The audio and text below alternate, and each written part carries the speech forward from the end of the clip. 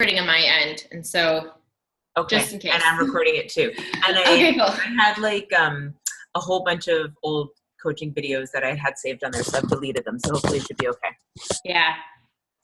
Okay, so let's jump into it, seeing as we're recording and I don't want to edit stuff in the beginning. Okay, so thank you for joining me. And as everyone knows, because I've posted it in my group a couple times, the first recording that Jaclyn and I didn't work out because I didn't have enough memory space in my computer, but I've solved that problem. And actually, it's kind of, it's ironic. Is that the right phrasing for it? Because we were talking about being imperfect and the fact that recorded this whole conversation, which in my humble opinion was really amazing. And then it didn't work out. It was like, damn it. Sometimes even with the best of intentions, when you plan things out and you have the time in your calendar and you just what you're going to do, then stuff just still doesn't work. But that doesn't mean you just stop. You just refocus, recalibrate, whatever, and keep going forward. So here we are again, ready to have the same, well, not the same, maybe it'll be even better conversation. Yeah. So thanks for making the time, Jaclyn. And why don't we start off, why don't you just give people a little bit of background information about who you are and kind of how you came into health coaching, I guess? Yeah, awesome. Well, thank you for having me. And I want to say too, before I do that, that I actually had something happen with recordings with my podcast and losing a whole bunch of episodes. And when I had to ask people to re-record, they were so forgiving and so of course. And I was so afraid of it. And it just goes to show this, when we give ourselves compassion and we surround ourselves with other people, life comes out so much better than when we're expecting no, it's supposed to be perfect. And if it's not perfect, then I'm a failure. Everyone was oh no, cool. Things happen. And it's that's kind of the same approach that we really need with food and exercise and everything in life. So that is not what I used to have. I used to be that no, it has to be perfect. And if it's not perfect, it's the end of the world. And so how I became a health coach. So my background is actually in education. And so I was a teacher for 7 years. I taught elementary school, and I just went through this period in my 20s and I guess my early 30s as well, where I just did not know how to take care of myself. And I poured all of my heart and soul and hours into work, into teaching, but no one ever taught me here's how to take care of yourself. Sleep is important. Eating vegetables are important. Drinking water is important.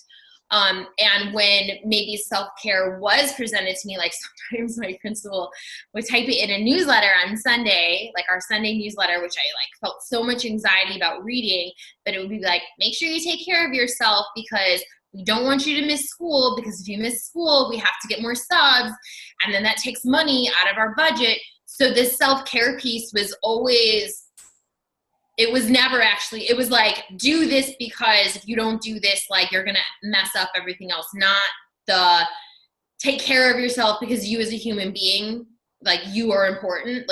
That was not. Take care of yourself because if you don't, it impacts me. Yeah. Yeah. And so there are just so many times I didn't know how to take care of myself, and I was working really long hours and I wasn't eating anything. I would go, through the whole school day and not eat, and I would get sick all the time. So it's I wasn't giving myself, I didn't even have a fighting chance. When I look back, it's there's no way that I could have survived doing what I was doing, just on the basic level of I didn't eat all day. I was stressed out all the time. And then I would come home and I would be stress eating, and I wasn't sleeping, which contributed to more stress. And so I really worked myself into this. I was sick all the time, physically sick. I taught little kids, so I had pink eye and strep throat, and then would go back to work without my strep throat being completely gone.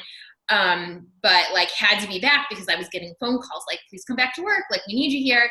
So then my strep throat was turned into a throat infection. And so it was just oh my gosh, I don't even want to think about what germs did I spread while I was at work fulfilling, the call that I would get. And so years of that, just not taking care of myself, I gained probably around 20, 25 pounds from stress eating. I was anxious all the time, and I was just I can't do this anymore. I cannot be here in this environment anymore. And I tried different environments for teaching, and I still kept finding the same thing. Like, I don't know how to do this. And so it really set off around my 30th birthday. I was like, I need to learn how to take care of myself, and started getting into learning more about nutrition. I started running. I started like doing things for myself, and running was really cool because it was the first time that I was like, I'm doing this for myself. I'm not going to win the race. I don't have a coach holding my hand or a teacher making me run. But it was like the first time that I was like, this is, doing something for me, just for me, and not like it, like that, like, even so weird saying that, like, doing something for me. You're like, oh gosh, like, was I being selfish? But it's like, no, like, eating vegetables and getting sleep and going for a run, there's no part of that that's selfish. But I think that, things are just so twisted the way that we talk about things and with work, and I don't know. So that brought me. Can I interject for 1 second? Because I know you have an interesting story about running, which I really love, is that it was like the first time that you committed to something and you didn't like quit on it. Yeah. Mm-hmm. So, at the time, like I remember, so I moved to Chicago right after college, and I always wanted to become a runner, whatever that means. But I would always see people running like on the lakefront here. And I was like, that would be so cool. Like, that would be so cool if I was running. And so I kept like trying to do it. And I would start like Couch to 5K, which is like a 5K training plan. And it would start it like a lot of times. I never finished it. And then around that time for my 30th birthday, I was just like, I'm gonna sign up for a 5K. Like, I can't even run a mile. I don't even care. I'm just gonna sign up for a 5K. So I remember maybe like 2 weeks before the race is when I had decided. And so I would like go out and I would just practice running. Like, I wouldn't call it training. It was literally like, I would just go outside and practice running 3 miles and see what that was like. And then, ran the 5K, or, completed the 5K. And it was like this first time, like I probably cried at the finish line because I was just like, I did it. Like, wow. Like, I did this thing that was so hard, like so unbearably hard, and something that I was so bad at in elementary school. And, and like things were just not going well in my career, that this was like, wow, I did this thing for me. And then that set off I think I should run a marathon, and like me like signing up for a whole bunch of races, and like, but kind of like that was the first time that I had done something for myself. And then same thing, training for the marathon. That was the first time that I committed to something. It was really cool. Nice. And so now you focus more on the nutrition side, on helping people basically build imperfect habits, I suppose. Yeah. I'm going to sum that up. So maybe talk a little bit about your experience with Whole30 and other kind of like fad diets, and how that maybe affected your relationship with food. Yeah. So it's so interesting because there is a saying that like how you do one thing is how you do a lot of the things in your life. And so I didn't realize it at the time, but like looking back, I see the way I went about exercise, that like, oh, I did a 5K. I think I should do a marathon now. That like 0 to 100 is the exact same thing I did with food. What my nutrition used to look like was not eat anything all day long, and then come home or grab McDonald's French fries on the way home, get home and eat like a package of raw cookie dough, and maybe like we would order tacos or burgers or pizza or whatever. And I would just feel so gross, like all of this processed food. So what's the exact opposite of that? Don't eat any processed food and do a Whole30. And so Whole30 is, at the time I was like, this is so healthy. I'm being so good. And the rules are, for 30 days, eat only veggies, protein, and fats. Don't have any alcohol, don't have any grains, don't have any sugar. And so when you think about it, like right? No beans. Yeah. Beans, legumes are terrible. Yeah. Like none of those. And if you're going to have fruit, that it has to be with a meal. So you're not going to make like a healthy paleo version of something, but literally just your plate is going to have veggies. So like half the plate veggies, protein, and then a thumb or two of fat, and that's it. And so when you look at it like a Whole30 meal, it looks super healthy. You're like, yes, this is great. And it is, like, all of the meals are great. But then when you start to think about all of those restrictions of like that, of You are not allowed to eat any of these things. And if you eat one of these things, you mess up your Whole30. Now you need to start this over. I think the intentions of that was to test out food sensitivities, like get this clean slate and then see how your body reacts to these food sets, like once you add them in. But that's not how people use Whole30. People use Whole30 to lose weight. And then what happens is a couple of weeks after Whole30, you're just like, I don't know how to eat. Like, I don't even know how to eat anymore. And you start to include more of those processed foods that you weren't allowed to have until it turns into, crap, I'm right back where I was. Like, I completed this goal. It's done. Now all of these bad habits have slipped back into my life. I'm back where I was. Or right after Whole30, there were times that like, oh my gosh, I can't wait to go out and have, I think like, yeah, like maybe after my first one, I went out with friends and I had like a Bloody Mary and a mozzarella stick. I just remember being like so excited because I had no alcohol, you know, I had no fried food. So it's like the first thing that I'm eating. And then also after that, realizing like, oh my gosh, I feel so sick because I've had this clean slate of like, now it's not even enjoyable. Like my body feels disgusting eating that, but also I miss socializing. I miss all of those things. So I went from 0 to 100 and it was always this like all or nothing. It was very black and white. Either I'm doing a Whole30 or I'm falling off the wagon and now I'm eating everything in sight. So that was probably like on and off for like 2 years where I just like, and my goal for Whole30 was to get to being skinny. Like I wanted to be a size 2. I want to be like, I just had this image of like what I would look like if I was in the best shape of my life. And for me, in my head, the best shape of my life meant my legs will be Barbie thin legs. And also Whole30, the lesson that I got from it was I can't trust myself around processed food because I keep seeing if I have a little bit of pizza, I have a lot of it of pizza. So I must not be able to be a person who can have pizza. If I want to get to those Barbie thin legs, I have to cut out all of the processed food. Never go out to social functions, just eat my perfect meals. And that really messed up my life for a really long time. Like that was not enjoyable whatsoever. So it's really interesting because this afternoon I had a one-on-one client and he was telling me has some struggles with food. And actually he was referencing his brother at this point, but he was saying that his brother has taken up pot from his diet and he can't, because he's trying to lose weight and he knows he drinks a lot of pop and he's like, he can't have any in the house or he will drink it all. It's all or nothing. He can't even have like fizzy water, sparkling water, club soda, anything, San Pellegrino, any of that will just knock him back and he'll just drink it all. And in my head, I was like, is that true? Or is that what he's told himself of like, I can't have any of this, so I'm not going to have any. And if I have one little thing, then the gates are just blown open and I'm having it all. But to be honest, I had another client to get to, so I didn't like dive into that conversation. But I know you and I were going to be having this conversation today. And I just thought like, oh, that's so interesting. Because that's a male perspective and we don't often hear about that, where a lot of the weight loss and food restriction and diet stuff tends to be female heavy. Or maybe that's just what we see because we're females. I think that men don't talk about it as much. But also it's just interesting that it's so prevalent, that mentality. It is. And I think the other thing too is that it's told to you, it's marketed to you. Like I felt very much like I was told that I was like a sugar addict. Like I felt like that is what was told to me. And I was like, you're right. This does keep happening. You're right. I must be addicted to sugar. Like I must be addicted to processed food. Like, all right. Like, and I think because I had no other experience. Like it was literally just either I have none of it or I end up having all of it.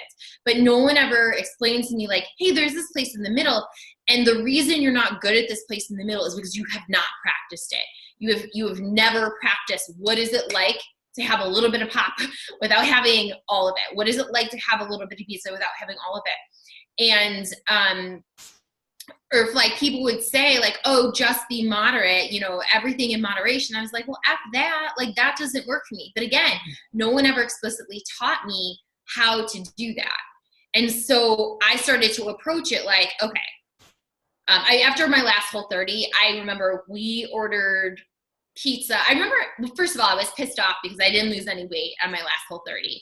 And the reason I didn't lose weight because I was snacking, like I broke rules, and I was snacking on like paleo food. And I was like, well, it's paleo. I can still eat this and lose weight. Like, at least if there's a label on it somewhere. Yeah. So it's like, well, cool, it's paleo. There's no sugar in it, but like there's still calories in it.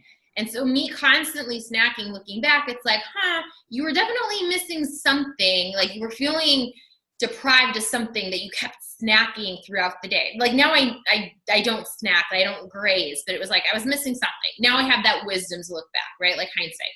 But at the time, so I finished the Whole30, hadn't lost weight. I was pissed off. We ordered a pizza. We were living in Atlanta and we ordered the Chicago style pizza. And I was like so excited to eat it. And then like had like a slice. And I remember I posted it on Facebook and Instagram at the time where I was just kind of like talking about like stuff. And I had a blog at the time and I was writing and I was like, look, I can have a little bit of pizza. I don't always have to be perfect all the time. And it was kind of this like I was writing it for myself. Like, see, like, Jaclyn, you can do this. Like, you can be a normal person. But no, it wasn't true. I had that little bit of pizza. I ended up eating like half of an extra large pizza.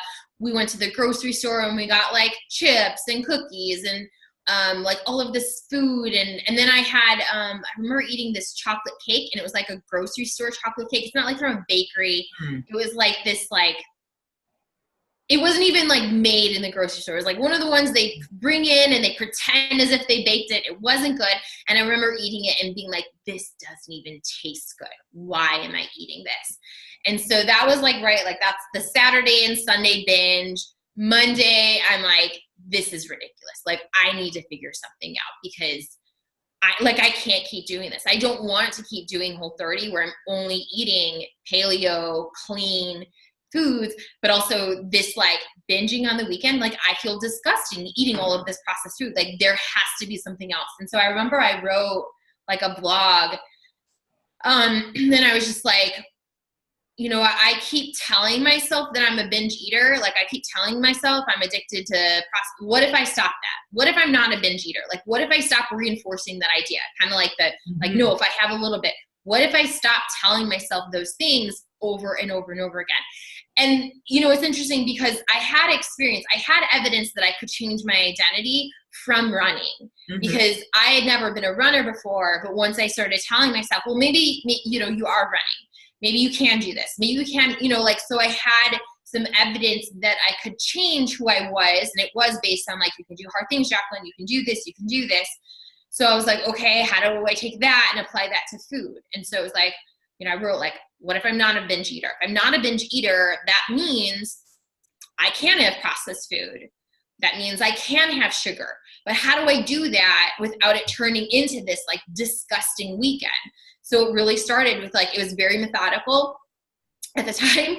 I struggle when sometimes I read some of the stuff that people put out there about intuitive eating. They're like, just let yourself eat anything. And I'm like, I don't know. Like, I think sometimes having a little bit of structure can be really helpful. I think about a kindergarten classroom, like there's some books that'll tell you like, just let the kids learn. It's like, well, no, it's like kids need structure. We enjoy structure. We don't enjoy really tight boxes and the like if you mess up, you're a failure. So anyways, the structure I provided to myself was like, okay, cool. I just binged on this entire pizza. What if I start letting myself have single serving pizzas? And I like wrote up every Friday. So every Friday I would let myself have a single serving pizza, and it was not as good as a big pizza, but I also knew that the big pizza wasn't even that good because it doesn't feel good to eat half of an extra large pizza. Like that doesn't, like you're eating and you're like, this doesn't taste good. I feel disgusting. So I remember being like, okay, this pizza's like 80% good. It's not 100% good, but it's decent. And so I would go to Trader Joe's and I would get these, they had lavash bread, and it was like, I don't know, I think it was like 150 calories for the square. And I know calories scare a lot of people. It actually helps me. So I could see like, okay, it's 150 calories. And I knew like a bowl of oatmeal was 150 calories, or like I was like, okay, if I'm allowed to have oatmeal, I can have this bread. And I could put some cheese on it, and I literally would like measure out the cheese. And again, it was very methodical. Someone might have looked at it and been like, oh, you look kind of crazy. But at that point, like that was kind of the scaffolding that I needed to prove to myself, look, you can eat pizza. Jaclyn, you can eat a little bit of pizza without it turning into a lot of pizza. And I don't know at the time, like I think at the time I thought, oh, I'll just have to eat these single serving pizzas for the rest of my life. Like I didn't know, like I just was like, this is just what I'll do. I'll always have single serving pizzas. But no, it grew from there. Like it was that, and then I would make like pita bread pizzas, and then I was a nanny at the time actually, and they would have pizza at their house, and so I was like, okay, like I'm gonna try eating their pizza, and look, I didn't binge, and so it was like really slow steps, and now it's like we are back in Chicago, like there's pizza everywhere. We order a regular size pizza from a regular pizza place. And I am able to have that. And it's, I left out a part. I'm not just eating the pizza. I'm also eating a giant salad. I was going to say that. I completely left that out. And that's like the biggest part is I realized that, looking back, the reason I was like overeating all these foods, like especially, and even when I was a teacher, I'm overeating, I'm going crazy on all this food just because I didn't eat any vegetables. Like no one taught me that basic thing like, hey Jaclyn, these are vegetables, they're full of fiber. If they're raw, there's tons of water in them when you eat them. All of that like helps fill you up. Hey Jaclyn, this is protein. I know that like you could eat a protein bar, you could, or you could just have some chicken and you could have some eggs. And these are the foods that are high in protein. Like no one ever taught me that. And so when I started building meals of like, I'm always going to have vegetables, I'm always going to have protein, and I'm going to practice, I'm going to have my single serving pizza. So I'm not getting full on the single serving pizza, but it's like the giant salad that tastes delicious combined with the pizza. Like it's this decent meal where I'm like satisfied, and I'm also like, my emotional, my taste buds, like that's satisfied. Also, like I'm full. I'm not overly full, and I'm also not starving where I'm continuing to snack. So like it was really methodical getting from 0 to 100 back to like that place in the middle. But now it's like I have so much trust built up because of all of those things, and because I went about it kind of methodically. Yeah. That's awesome. So one of the reasons why I wanted to do this chat with you now in July is because obviously with the summer, people going on like road trips and vacation, camping, just out of routine. I think summer is so typical for people to just be like, fuck it, I'm going to eat all the things. And like, I don't care. And then we'll refocus in September. And I know I mentioned in the group, but I've had this chat with you too, Jaclyn, that like September is like New Year's for trainers. And we know that people are going to be like, okay, time to get back on track. I know that I'm going to have new inquiries in September, and like people, and even marketing, like you'll see on your Facebook ads and stuff, there'll be a ton of marketing for like getting in shape and like getting back in routine and all this stuff, because this is just natural cycles that people go in. But my hope is working with the people in my Take Back 20 team that we have done so much work over the last couple of months around building consistency on exercise and nutrition choices that like this continues into the summer.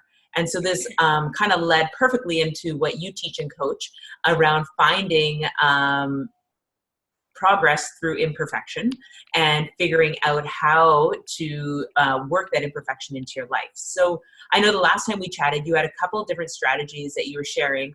And I wonder if you can go into them, because one of them I talked about in the group, but I messed it up because I'm not you. And I didn't say it so eloquently. So one was the 3 Ps. And then there was another one that you talked about last time, which is like escaping me at the moment, but I know you probably remember it. So maybe you could touch on those. For sure. Yeah. So I'm so glad you said this though, about the like, we like slack during the summer, right? And then like the rebirth of like, okay, cool, in the fall. And then what happens? Okay, cool, we're slacking down into the holidays, into winter. And then like, yeah. But it's like I think at a point you're just like, oh my gosh, like I'm so sick of this. And we think if you stop thinking, what am I doing for the next 30 days? But rather, where do I want to be in the next 3 years? Do I still want to be dealing with this shit 3 years from now? Like that's especially where I was like, I do not want to be afraid of food anymore. I do not want to have to find like a new diet to do. This is so annoying. Where I was like, I want food to be normal. Like, I just want food to be normal. And if food is normal, I'm allowed to eat anything. And so I think that the hard thing is that we think that getting healthy means never eating processed food. Mm. We think getting healthy means going on a diet. We think it means like we picture our vegetables and we picture, throwing everything out that's in the pantry. But it's like, that's like, that happens. Like, our pantry gets full of that shit because we are on this like, ugh. So I think what you said, like, let's just be consistent. And consistent does not mean perfect. Consistent, like, I would say I've been pretty consistent with exercise in the last few years, but I have not been perfect. But like, I've been moving my body for the last few years. Before, I had never moved my body.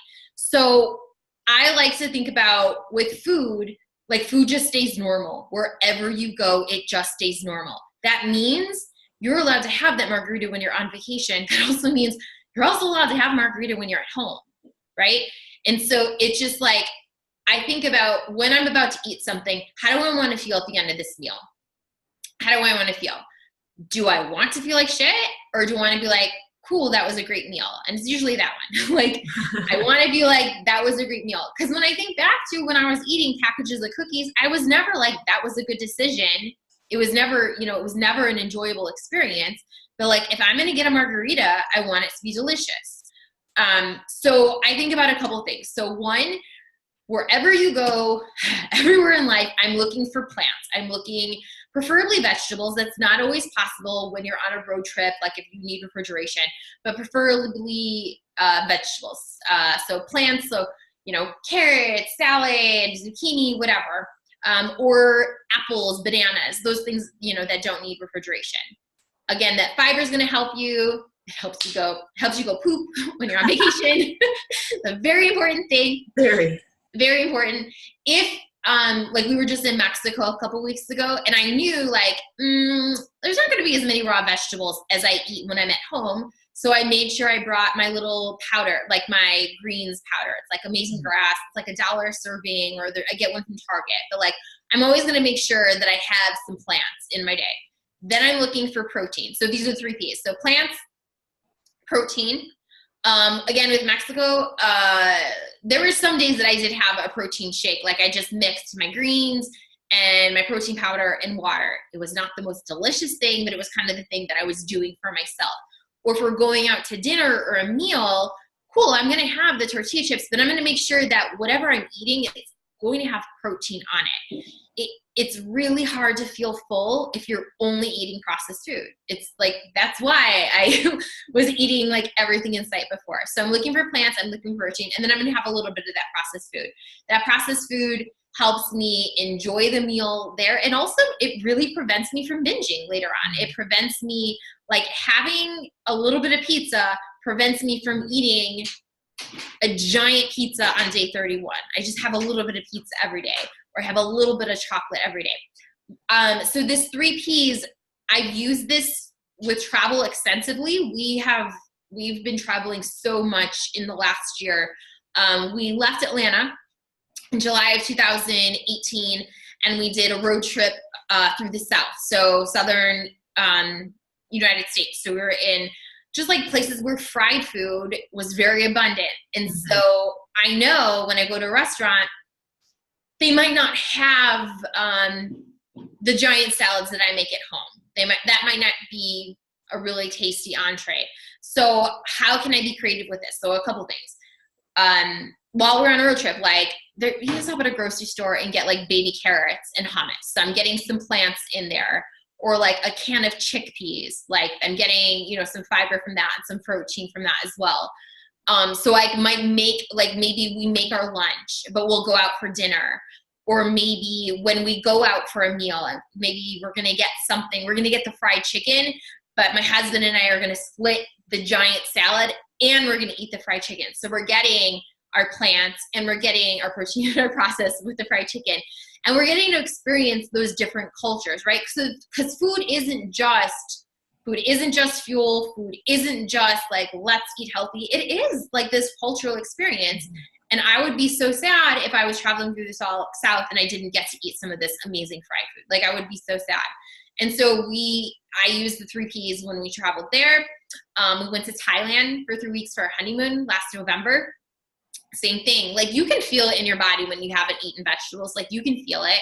And so we were eating a lot of street food, and then I'd be like, you know, I really need a salad. And we would find like an American restaurant, and I would just get a salad from there, and then also get to, you know, eat the pad thai, eat the meat on a stick. Or let's see what else. While we were in Thailand, there was a lot of streetcars with fruit. And so I'm looking for those things. And then most recently we did a 35-day road trip from Chicago to LA up to Seattle and back. And it's the same thing. Like, we stayed at Airbnbs, and we stayed at like $100 hotel rooms. And I'm looking for opportunities that I can eat vegetables, because I know when we go to a restaurant, we're going to eat like whatever is popular in that region. And vegetables might not be the thing that's on the menu that's super fancy and exciting, but that's the kind thing that I do for my body. Like, it's not fun, and it's not kind to eat fried food every single day. Like, you don't feel good. Mm-hmm. And I think too, like, we learned from our past. There were plenty of times that we had gone on road trips or went to Mexico or all-inclusives or whatever, where I did just eat the fried food and drink all of the sugary drinks, and then have to go take a nap. So it's like, I just spent hundreds, maybe thousands of dollars to be here. Now I'm taking a nap because I don't feel good from the food I just ate. So it was like, so food stays normal, pretty normal-ish. But like, those are the kind of things that I can do for myself, and just simplifying it like that. Where can I get plants? How can I fit this in? It's going to be imperfect. It's not going to, you know, you're not going to measure things in a food scale, but just going with it. I love your like the 3Ps, because I love that you're purposeful about adding the processed stuff in there. Because I feel like when you're intentional and you know it's part of how you're eating, it's just realistic that either it hits some craving or some sweet tooth or salty tooth or whatever. But it's like, when you allow it, then it's not bad. You don't have this guilt around it. It's like, no, this is part of my intentional eating. I'm practicing not being perfect. I'm practicing putting the energy and the focus on protein and plant, but I'm also allowing this. So then it just stops these wild swings from happening. And hopefully over time, there might be a few bumps up and a few bumps down, but it just kind of like calibrate in the middle. So I'm so glad you said that too, though, because it wasn't like I didn't finish a whole 30 and then write that blog post of like, I don't want to be a binge eater anymore. And it was like, poof, I'm not a binge eater. No, there were still times that like, no, I completely messed up. I remember we went to Destin, Florida. It was the short drive from Atlanta. And like, I had all of these intentions of like, cool, I'm going to do this. And then falling into the oh, F it mindset, right? So like it takes time to switch that mindset and to be intentional. And the guilt around food, like if you've been thinking that way of like good and bad for several years or several decades, that it takes time to unlearn those and relearn a different way to train your mind to think about food. But yeah, so like there were so many highs and lows. So it was like high, low, and then it was like, okay, high, low, and then it just became gradual. Like food is normal. And I wouldn't even say so I think that's a big part of like imperfect eating. Your journey to getting to normal is imperfect. And even when you're at normal, it's not like this. It's like, like, I'm going to say, when we were in Thailand, I had coconut ice cream for breakfast one day. That's not something, that doesn't fit any of the 3Ps. That's, like that's not what I usually eat for breakfast in America, but like, it sounded delicious in Thailand for breakfast. It was like 100 degrees outside and there was a guy selling coconut ice cream. Yeah, I think I'm going to eat some. Mm-hmm. What was the other acronym that you had? You know which one I'm talking about? Yeah. Because you mentioned that last time and I really liked it. Yeah, so I call it eating with ease, and this helps me kind of with the guilt around food and the so one of the biggest things, and let me just throw a bunch of cliches out there. So I like to think about everything that happens to us or everything that happens in our life or whatever as wins are lessons. So we don't have losses. All of those things that we messed up, they're not losses, they're lessons. So when I look back on Whole30, I can say, like, I can play this victim of like, oh, it ruined my life for 2 years. And maybe I said that earlier, but like, no, I learned stuff about myself. I learned what doesn't work for me. It was a lesson. Whole30 was a lesson for me. And one of the positive lessons that I got from it was that you're not supposed to feel like shit after eating. Like, you're actually, like, food is actually fuel. Food, like, calories, the literal definition of calories are units of energy. And so when I started, like, oh, food is energy, right? I was like, interesting. Like, food is supposed to energize my day. I'm not supposed to feel sluggish after eating a meal. I actually am supposed to be like, oh, I ate something. Now I, like, have energy.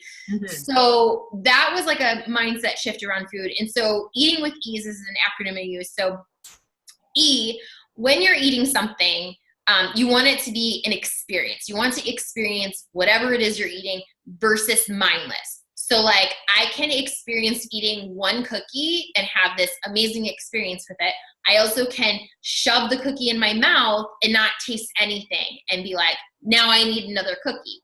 So anytime I eat any food, I want it to be an experience. So when possible, I'm going to, cut off distractions.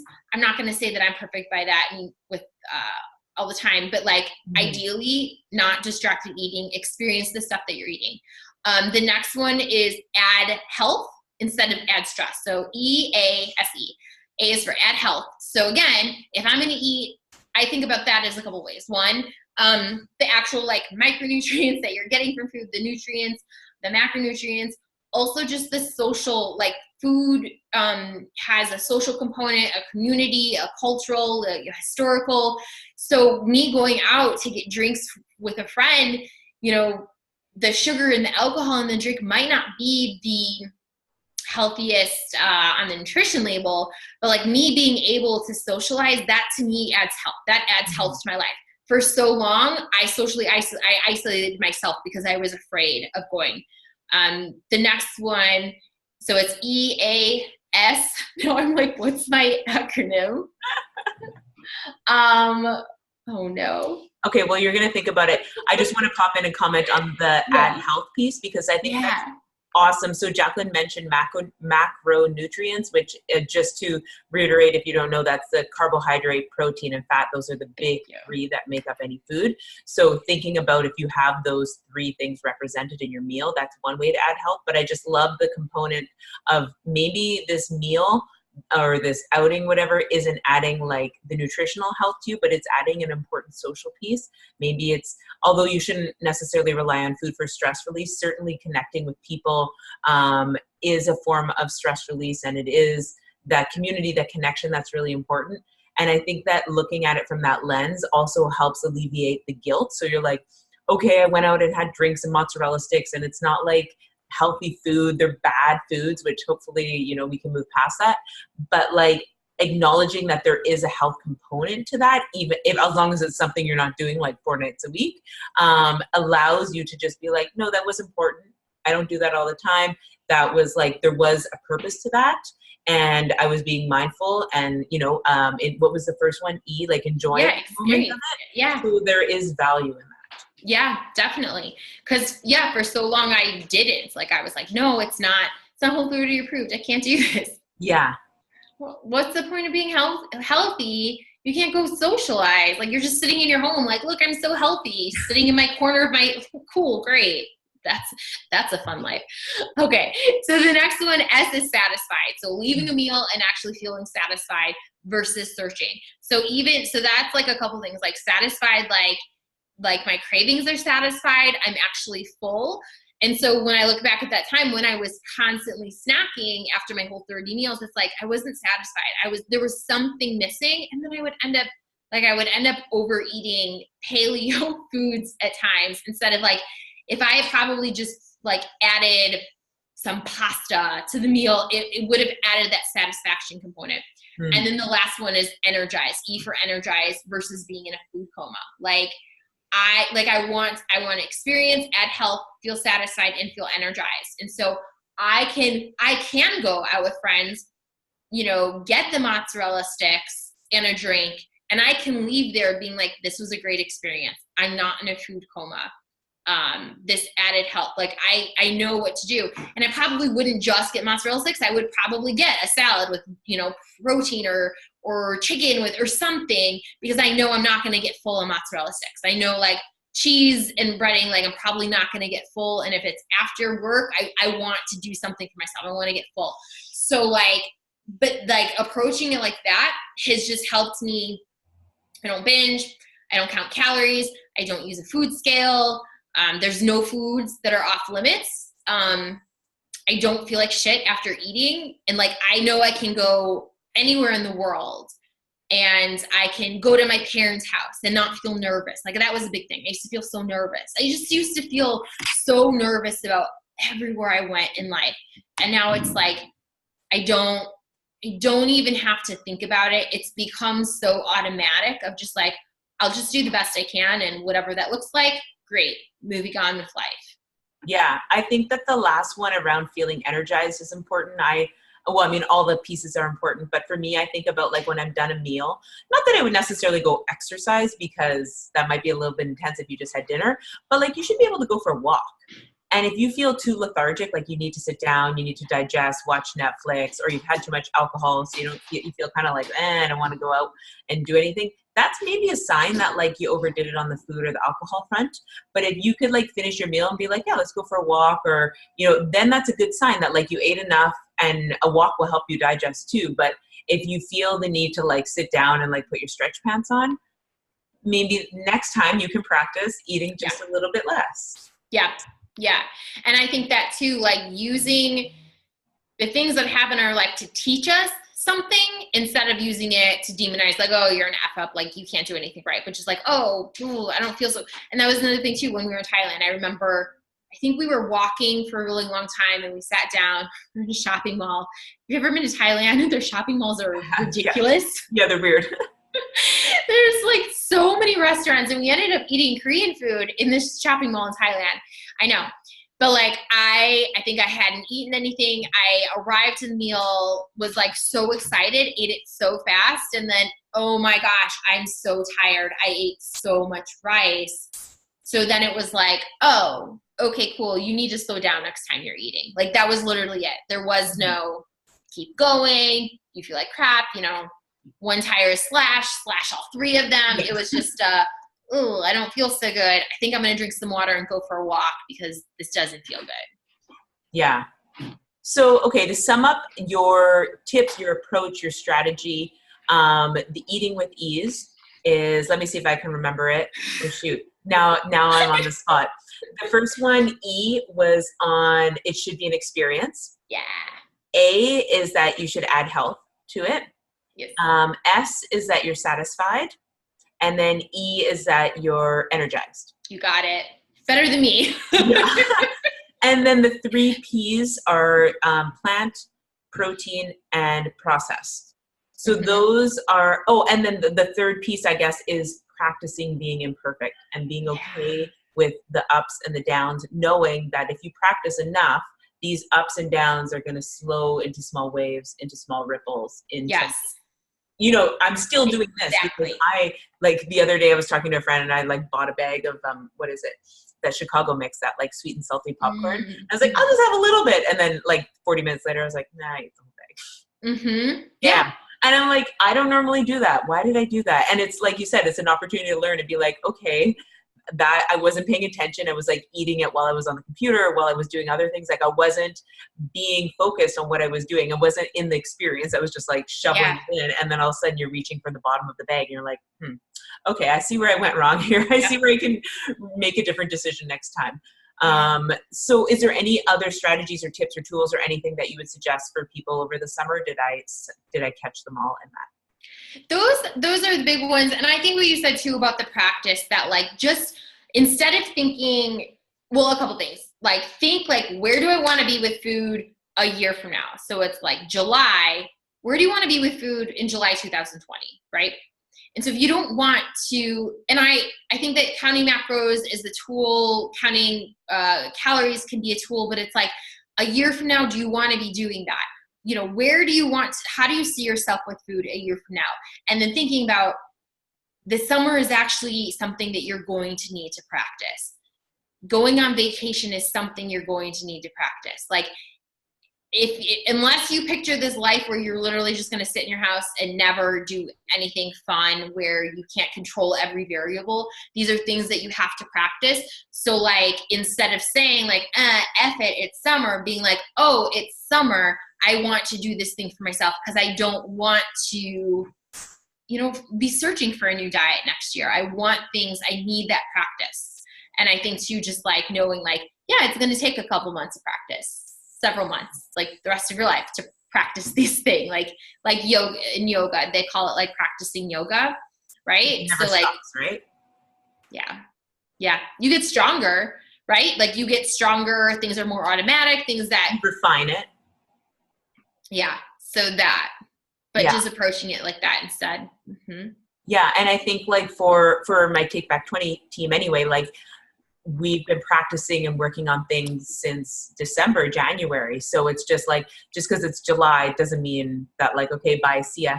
I'll refocus in September. It's like, this is a perfect opportunity to practice when maybe traditionally in the past you would have been like, you're right, like that one tire has a flat, let's just slash them all and get a new car in the fall. Yeah, exactly. It's so silly when you think about it that way, really. I know, but I used to do it. Okay, so if you guys want to follow Jaclyn on social media, she posts a ton of really great content that summarizes and reiterates and reminds you about all of these concepts and stuff. So you can find her at, what's your Instagram? Yeah, it's Jaclyn.Ricchio.Stover. And they can see your name on the bottom of the Zoom call, but I will link you under the call as well. And then you have a couple like free resources, I think, that they can access from your website or from your Instagram. Can you just tell them what it is? Yeah, on my Instagram, I have two things. So one, I have an eating more veggies cheat sheet. So it's like 10 super easy ways to add more vegetables to your day. They're not recipes. They're more just like different ways to think about vegetables. And so in the past I was like, look, there's spinach on my pizza. That counts as a vegetable. Like, no, no, that was like a slice of spinach. So, and then also like spinach in your smoothie, like that's cool. I eat the greens, I have the greens powder, but like how to actually like experience vegetables and eat them and enjoy them. And then the other one is 20 quick and easy and perfect eating meals. So I have some favorites that are in that guide. I have single serving nachos, which is something I had to practice eating. And I have my single serving pizza in there as well. So yeah, those are some tips there. Both those guides are on my Instagram in the bio. Cool. And so the Instagram links to your website, right? Yeah. Okay. So I will link your Instagram, but then I'll also maybe link your website. So then if people want those guides, they can download them from there. Awesome. Thank you for taking time again to record this. And hopefully when I press stop and my computer has enough space to save it, so then I can upload it into the group. But I really appreciate your time and also your insight and expertise. Of course. Thank you so much for having me. No problem.